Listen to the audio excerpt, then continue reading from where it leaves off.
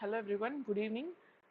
Today we are going to discuss the present day's current affairs, that is March 16th of 2022. So today, as every day, we are going to see a combination of current affairs which we'll be discussing both in the prelims and mains point of view today, because there are few topics which are very important for preliminary point of view also. Okay, so I think you all can hear me. So let's go into the topic. The first topic is Mumbai's climate action plan. So the subject is environment and ecology. The Mumbai climate action plan has laid a 30-year roadmap for the city.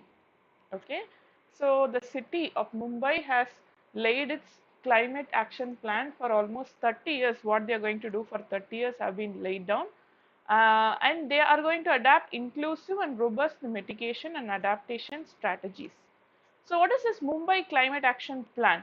The Brihan Mumbai Municipal Corporation has prepared this plan with the support of World Resource Institute and C40 cities network. Okay, so the plan, what is the plan is about is that what is the current climate of the city, which is called as baseline assessment. Okay, they have a baseline assessment. They're going to compare it with today's condition with the future, like climate and air pollution risk, greenhouse inventory, what are all available are taken as baseline assessment, and then they also assess future trajectories. So if they follow the roadmap, what will be the future? Okay, so in the business, like as usual scenarios, they assess the future emission reduction scenarios to make Mumbai net zero by 2050. So that is their plan. They like to make Mumbai a net zero city by 2050. See, this net zero is a very important concept, because when you talk about net zero, it doesn't mean you are going to emit zero carbon. Keep that in mind. Net zero is a concept where where the city or any country is not going to emit zero carbon, which means that they are going to emit carbon, and for compensating that, they'll do carbon sequestration. Do you understand what is the difference between zero carbon country and net zero carbon country, or net zero city? Anything it can be. When you say that I'm a net zero person, which means that if I am a net zero person, what are all the activities where I emit carbon dioxide or any form of carbon? I do have a two-wheeler, so there I use fossil fuels. I breathe. Okay, breathing is sometimes negligible. Okay, I have air conditions. I have a fridge. I consume electricity which comes out of thermal power plants, and then any other mode of transport I use. All these things come under the concept of carbon emissions. So what I am going to do, instead of just stopping the carbon emissions, which is not completely possible, it is an ideal situation. Obviously, I have to use my two-wheeler for the work I am doing. I am in Chennai city, so this city is needed of air conditioning. So in that case, I can't, come out of all these things. Instead, what I am doing, I'm going to plant trees. So I'm doing some other concept. So maybe I'll change my two-wheeler into an electrical vehicle. So this is what you call as net zero carbon. Okay. It also lists down sectoral priorities and plans, including initiatives in departments, what are all the gaps, what is the short term and long term action points. So all these things they are going to plan. So why does Mumbai need a climate action plan? Okay, they gave a climate action plan, but why? Because of the study conducted by WRI India, Mumbai is very much vulnerable in case of two challenges. What are those? First is temperature rise. Okay, first and foremost thing is, where is Mumbai is a seashore city. Okay, first and foremost thing is temperature rise will occur. Second thing is this will lead to flooding because of heavy rainfall, extreme rain events. This might lead to flooding. So this is the reason Mumbai is needed a climate action plan right now. Okay, keep this in mind. So as per the vulnerability assessment of greenhouse gas and natural green cover, the city has witnessed a warming trend, which means that the temperature is rising. Okay, so the analysis have revealed a warming trend of over 47 years, that is from 1973 to 2020. About 0.25 degrees Celsius per decade has been increased for the city. See, for 47 years, almost 0.25 per decade is 10 years. For 10 years, they are seeing a 0.25 degrees Celsius of rise, which is very dangerous.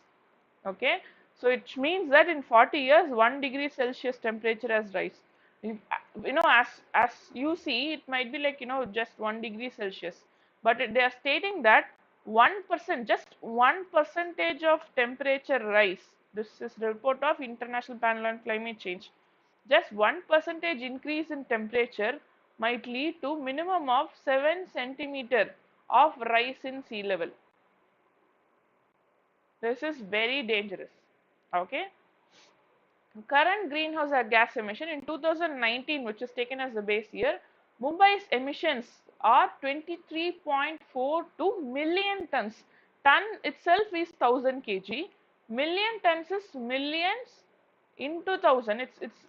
It's so much. Okay, which is 1.8 tons carbon dioxide per person.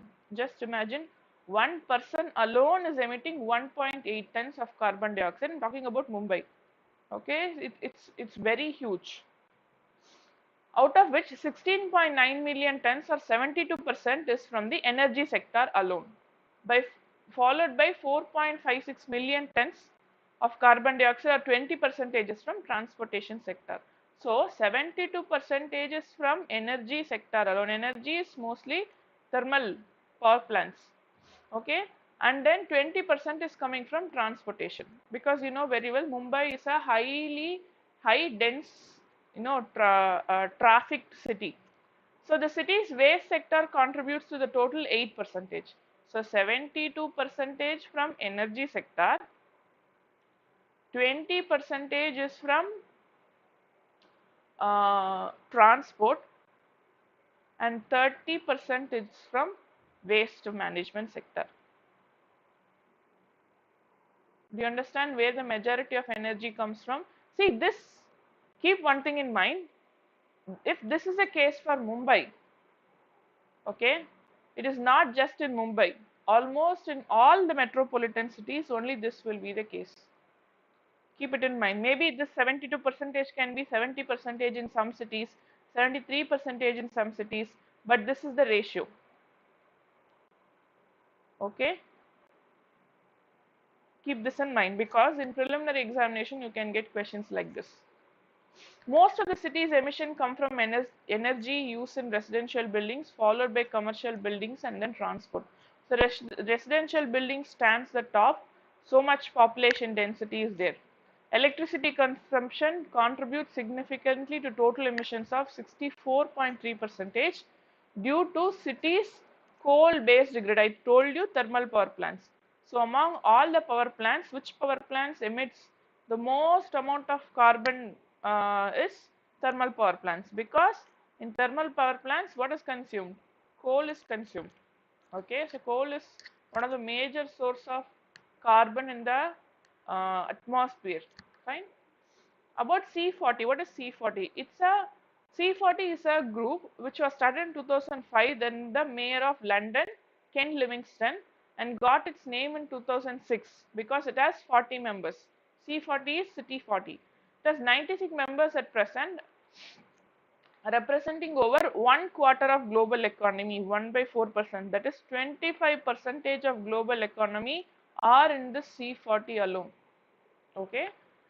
It connects the world's largest cities to deliver. See, this is the key point. So whenever you study about an organization, this is the work. These 2 points are the works that you have to definitely remember. So what is their function? C40 is connecting the world's largest city to deliver urgent and essential climate action needed to secure a sustainable future for urban citizens. So C40's work is not in general, climate action plan. They concentrate on cities, largest cities, that too, and especially they want a sustainable future for urban citizens. Keep that in mind. Okay, keep it in mind. The group is committed to deliver on climate targets set under the 2016 Paris Agreement, and it sets the bar for cities to develop and implement local level plans. So the offices are in USA and London. Okay, 2 offices. Next is Bahini scheme. This is social justice, very important. See, keep one thing in mind. UPSC generally we consider certain concept as social taboo. Social taboo is something which is considered wrong according to the society. It is not wrong as such. Literally, it is not wrong, but the society considered it as something wrong, something that should not be spoken out, something that should not be done, something that should not be liked. All these things. So one such case is sanitary pads. Okay, one such case is sanitary pads, because we know very well even the ads related to sanitary pads are in a very different manner. Okay, so it is a taboo concept, which means in future, maybe in 2022 or in future, you might even expect this in preliminary examination.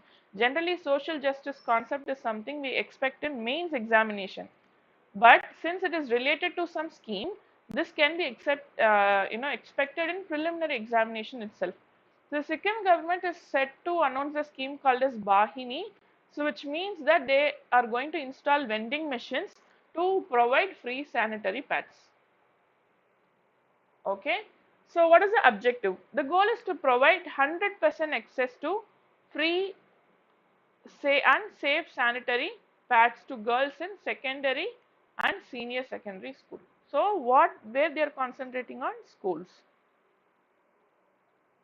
Okay, because why they are concentrating on school, this is something you have to understand, because this will help you in mains answer writing.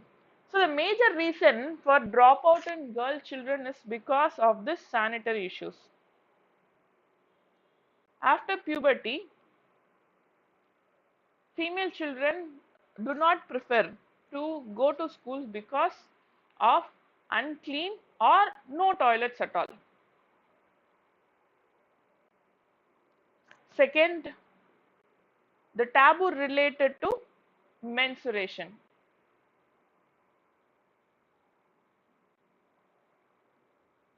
Third, inaccessibility to sanitary napkins. Why? Because they are costly. Do you understand? For some people, for some sections of society, sanitary napkins are costly, not affordable.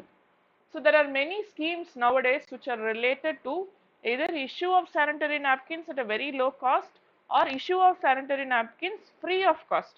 One such scheme is this Bahini scheme. This scheme can be kept in mind, and it can be written in mains examination also. There is any question related to girls' education, this point can be mentioned. How? You have to mention the reason, these reasons for dropouts among female children, and this Bahini scheme can be given in solution or way forward. Do you understand? Solution or way forward, instead of you giving your own solution or way forward, it is always preferred to bring some schemes that are successful. Okay, yeah, you can give your own idea, not bad. I mean, it's not wrong, but if you have to bring more scores, you have to give them proof that this will work out. Such a scheme is this Bahini scheme. Okay, in Sikkim, the state of Sikkim, this Bahini scheme is an implementation where they are providing free sanitary napkins in the schools. So, which means that the sanitation of children, girl children are ensured. So, the dropout rate might reduce. This is how you have to write. You have to link it and write. Okay. So, the aims to reduce girls' school. See, I told you, dropouts and raise awareness about the menstrual hygiene. Very important, because menstruation is a very big taboo in the society.